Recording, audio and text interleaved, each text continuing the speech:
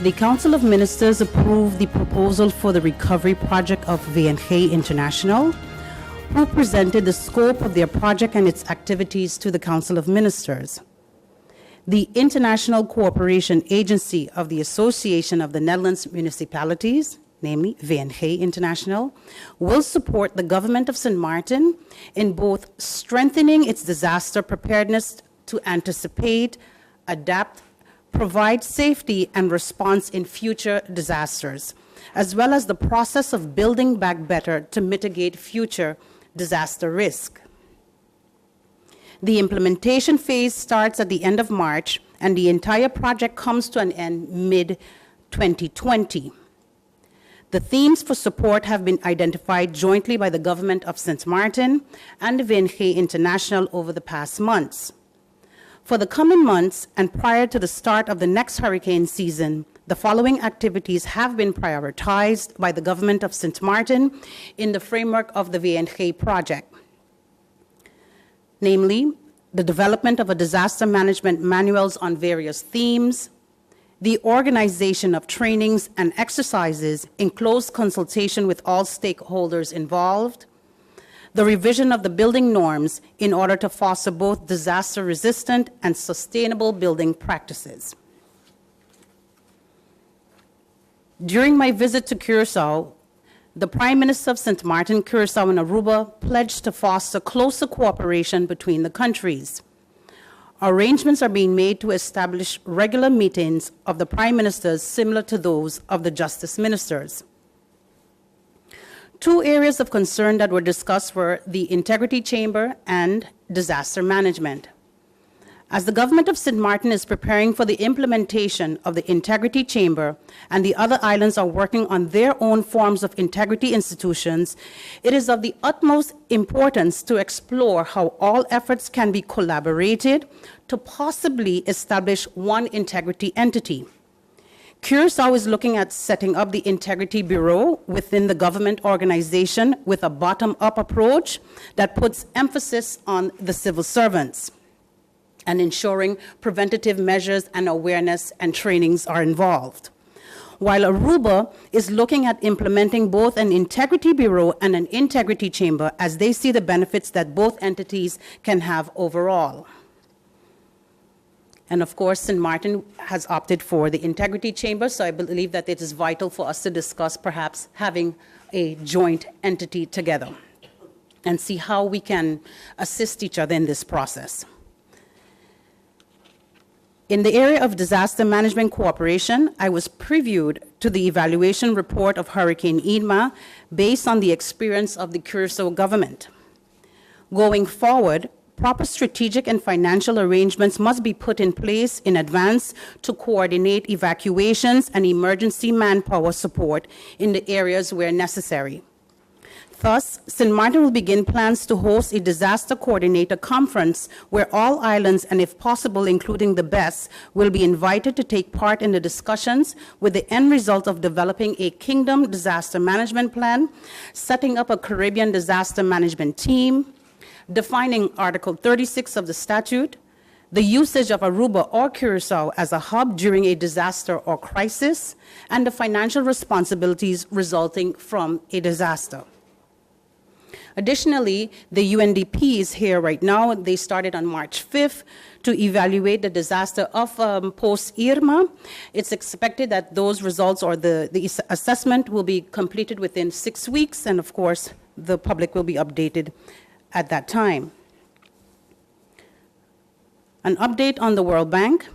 Great progress was made with the World Bank and the Netherlands this week. We were informed by the Netherlands that the agreement between the Netherlands and the World Bank that will establish the trust fund is expected to be signed in the middle of April.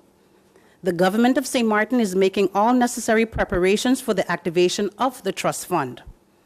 The Council of Ministers has appointed an interim recovery committee with the important task to prepare early priority projects that can commence as soon as the trust fund becomes operational. More information on those early priority projects will be provided within short. I would like to take this opportunity to thank all civil servants involved in ensuring that the coordination, the legislation, and discussions as it relates to the National Recovery Plan and the setting up of the Project Bureau. I want to just thank them for their tireless efforts. And I think that it is very cumbersome, but nevertheless, we have a great team involved, and I just want to take the opportunity at this moment to say thank you as we move forward in ensuring that St. Martin progresses within this period, that we have an opportunity to ensure all of the plans, all of the legislation, all of the things that need to be implemented for when those funds will be put into the trust fund, that we can execute accordingly. So a heartfelt thank you to the civil servant.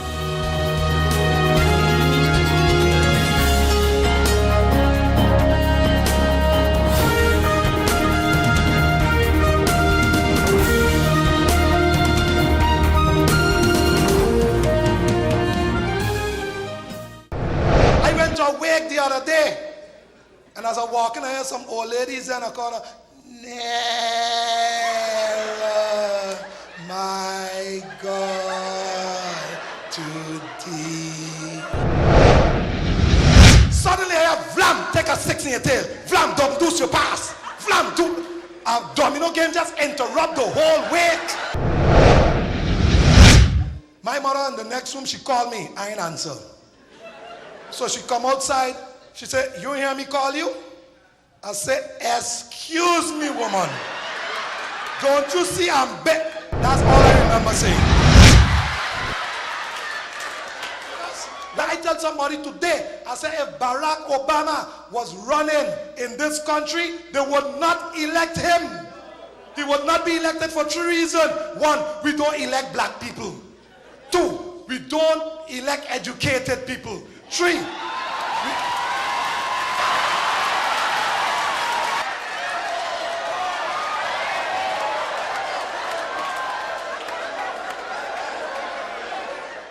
GEBE has been faithfully serving the communities of St. Martin, powering your home and our economy.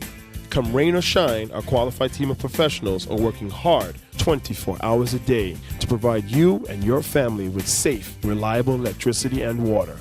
We use the latest technologies and test our products daily to maintain the highest international standards. Our friendly staff is always there to assist you, whether in person, over the phone, or online.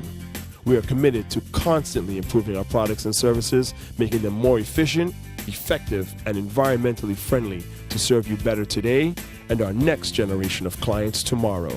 GEBE, powering a brighter future. Our friend Megawati is here with tips to save you energy. 1. Turn your airco temperature up.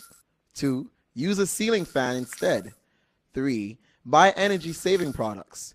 Save some green with NVGEBE.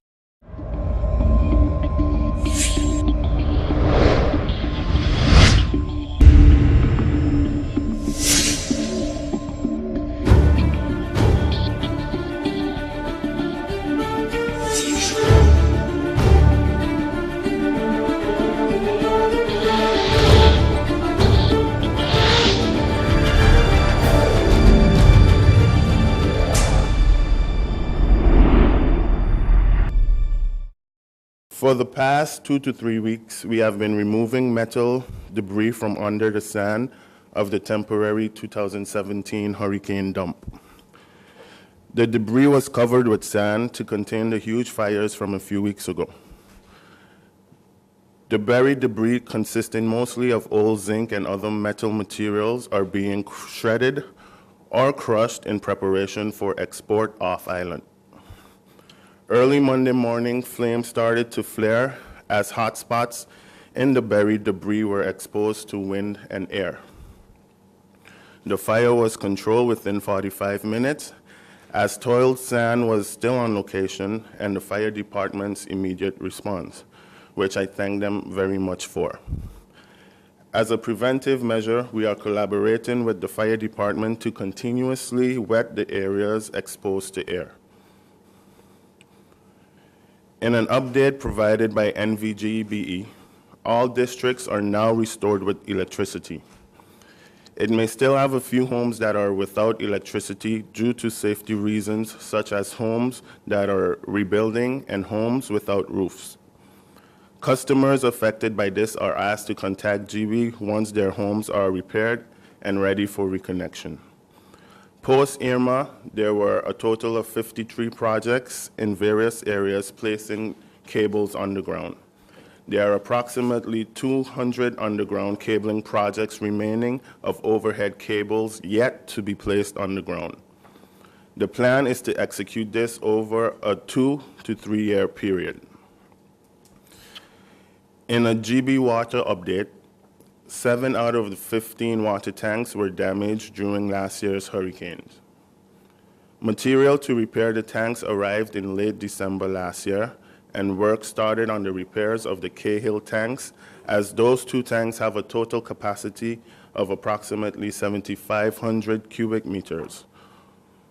1 tank is already completed and is being put into operation this week. Vrommie's roof repair program is scheduled to start on the first 4 homes within the coming week. The 4 recipients of this relief are pensioners and mentally challenged applicants. A delay was experienced as we changed from purchasing the materials from overseas to purchasing them locally, which will have a positive effect on our local economy. Monday, I met with most NGOs, the non-governmental organizations, in reference to home repairs that they will be carrying out. Our ministry was updated on their respective post-Irma relief efforts. The White and Yellow Cross is concerned with relief of their clients who live in their own homes, and they have already started repairs on those damaged homes. The Salvation Army will be supplying material for the roof repairs with a budget limited to 5,000 guilders per roof. They do not have a budget designated for contractors to carry out the repairs. The Department of New Projects at Vrommie is looking into a possible joint venture with the Salvation Army whereby government can supply and finance the contractors. This will be dependent, of course, on our ministry's budget. The St. Martin Development Fund is successfully working on approximately 110 homes, and the Adventist Development Relief Agency, or ADRA, is supplying materials and skilled laborers who are working solely on a voluntary basis on Sundays. This is to repair homes that have qualified for assistance. Red Cross will be assisting residents mostly in the Dutch Quarter and the Middle Region neighborhoods, as they were affected worse by the hurricanes. They are due to start in the first week of April. The United Nations Development Program, the UNDP, aims for 150 homes to be fixed. They will start in the last week of March or the first week of April. A challenge brought forward during the meetings with the NGOs is that there's a shortage of contractors as well as skilled laborers on the island. We would like to continue to reach out to contractors to apply at the NGOs as well as at Vrommie for various home repair programs. Skilled laborers can sign up at VSA or the Labor Department.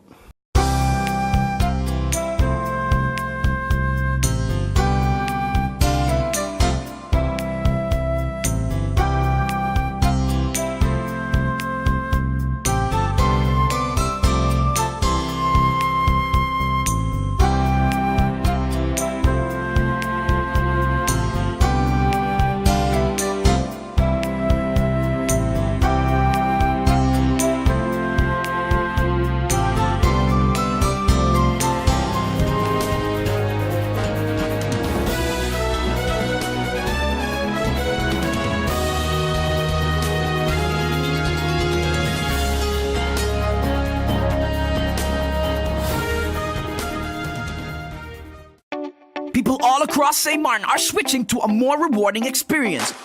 The WHIP MasterCard Fun Miles credit card, better known as My Card. Earn 1 Fun Mile for every $2 spent, even abroad and online. This will quickly get you a ton of fun miles to redeem for travel, shopping, food, fuel, and much more. But there's more to my card. Worldwide acceptance, an EMV chip for extra security, and 250 free fun miles with first use. Switch to my card today at WIB. Fun miles, from within your reach. I went to a wake the other day, and as I walk in, I heard some old ladies in a corner, nearer, my God, to thee. Suddenly I hear, vlam, take a six in your tail. Vlam, don't do your pass. Vlam, do.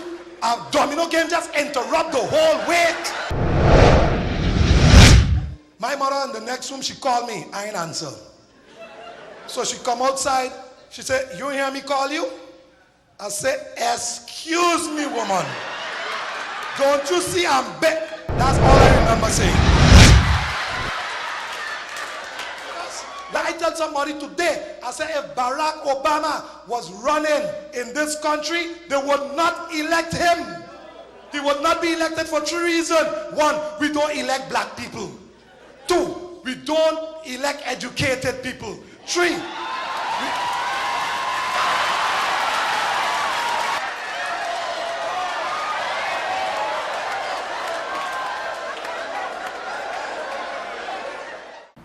there are a number of issues that are plaguing our workforce at the moment after the Hurricane Irma and Maria. So post-hurricane, in the aftermath, and we were already suspecting that come the turn of the year, that things would have been looking more challenging for the workforce. But remember, we still have our basic fundamental ILO conventions that speaks to the workers, and no matter which hurricane pass, they and the labor laws of the country is still valid. One of the ILO conventions that I would like to refer to is the right to organize and the rights to collective bargaining. A number of times, the perception is created for some workers within the company that they are not allowed to be a part of a union. This is far-fetched and far from the truth. Because you are part of management, even if you are working in a company as a manager, there is a role that a union can play within your working environment. Even if you are a staff member, an employee of the higher category, you're not a worker, a laborer, a normal, let's say, operational worker in a company, you have the rights to these two fundamental ILO conventions. ILO Convention 89, 87, and 98. The rights to an association and the rights to collective bargaining.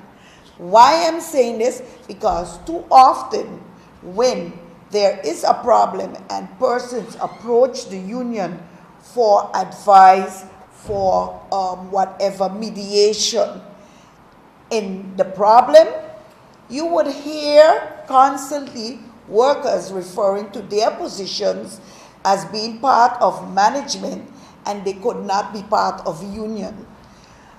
In the Windward Islands Teachers Union, for example, we make sure we represent as a union from the cleaners within the school, the administrative staff within the schools, the teachers within the schools, and even the school managers within the schools.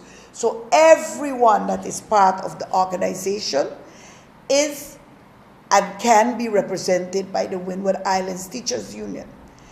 The representation that we would give to the school managers, of course, it would be basically on their basic rights and privilege, but when it comes to any form of action with the unions, they would have to realize that at that level, they have to take a different position in the sense of making sure that the students are safe and that their parents are notified whether there's school or there's a disruption at the school or whatever is happening. So their task is a little more, how you would say, broader than a regular teacher, but based on their responsibility as school manager. But it doesn't mean that the union cannot represent them because they are school managers, so they are part of management. No, each school has a management team that comprises of different persons, whether it's a student care coordinator, a social worker, and the adjunct school manager, and also the school manager. But everyone that is in the system are and can be represented by the Windward Islands Teachers Union. So I tend to believe, as the president of the WICLU, that it is about the same in the private sector. And that is why I would like to urge every worker on St. Martin to, in whatever form, make use of your rights based on these two ILO conventions.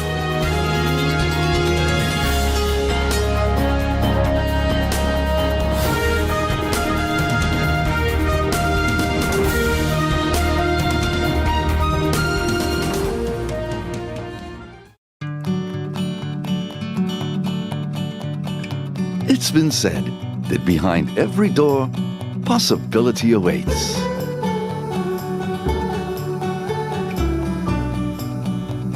How much possibility depends on which door you open first. Every day, we help our customers discover the possibilities in their lives. It all starts with a conversation. Scotiabank. Discover what's possible.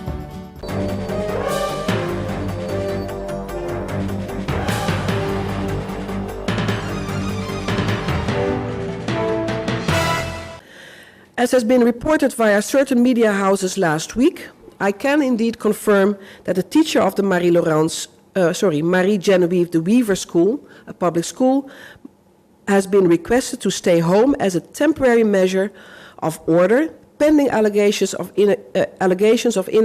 inappropriate behavior. This ongoing matter is currently being investigated by all relevant authorities, will be concluded soon, and as such, I will not make any further comments on this case at this point in time, except to say that as Minister of Education and as school board of the public schools, I of course take the safety and security of our children very seriously and will therefore continue to endeavor to keep our children safe. On another note, the Student Support Services Division is organizing an interactive and informative workshop entitled Stress, Resilience and Self-Care. The objective of the workshop is to empower parents, teachers and the general public on the resilience, its importance in stressful times and the necessity of self-care. This workshop will also help persons to build resilience in themselves and their children and their families and provide tips and strategies that attendees can utilize to minimize the effects of stress, also understanding, of course, that that might intensify or continue to be challenging in the months ahead due to the next hurricane season. Parents and other interested persons are encouraged to come out to this workshop, which will be held on Wednesday, March 28th, at the University of St. Martin from 7 p.m. to 9 p.m. For more information, you are encouraged to contact the Student Support Services at 54-312-35, 54-312-35, or via email studentsupportservices@stmartingov.org. As a reminder, the SSSD provides services to students referred to by the schools. These services consist, of course, of psychological services, counseling services, social work services, speech-language pathology services, educational diagnostic services, and SSSA also provides free career guidance services and parent education sessions. So I would definitely encourage the public to take note of that and ensure that once those needs for services are recognized, to make use of it.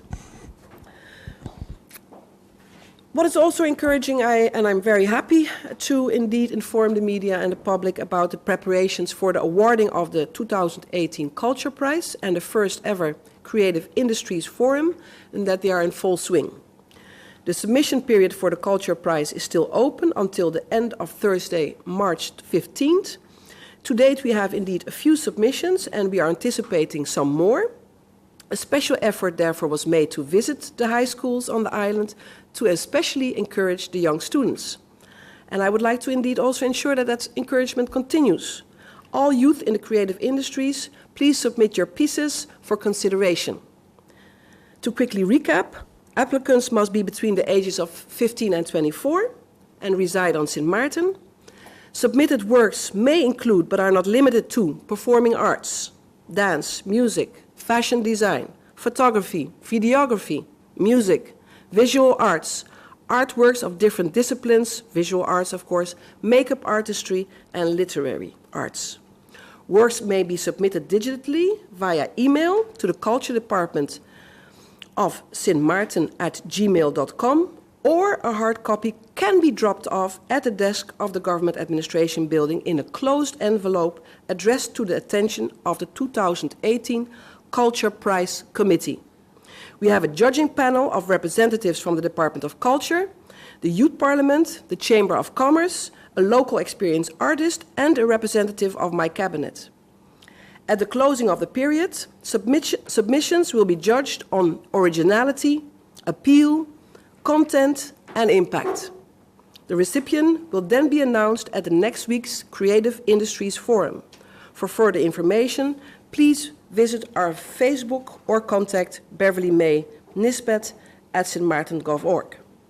On next Wednesday, March 21st, we will therefore also host St. Maarten's first ever Creative Industries Interactive Exchange Forum, with an aim to encourage and fuel sensitization of the arts as a valuable contributor to the socio-economic sphere, as well as to recognize and stimulate the role of the arts in the healing process of the island, especially indeed amongst its young people.